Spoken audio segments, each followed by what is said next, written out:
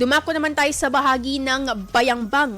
Iniimbestigahan ng Rural Health Unit sa Bayambang ang naiulat na kaso ng mushroom poisoning sa barangay Tambak matapos umanong kumain ang nasa 7 katao ng ligaw na kabute na tumubo sa ilalim ng punong kawayan.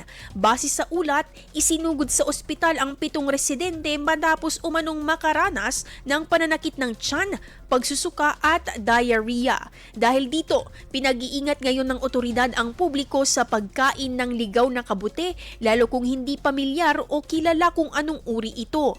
Karamihan sa mga ligaw na kabute ay maaaring makalason, kaya naman mainam na umiwas sa pagkain nito upang hindi mabiktima ng mushroom poisoning. Samantala, nakauwi na ang mga pasyente at binigyan ng bitamina upang tuluyang gumaling. IFM News. IFM News.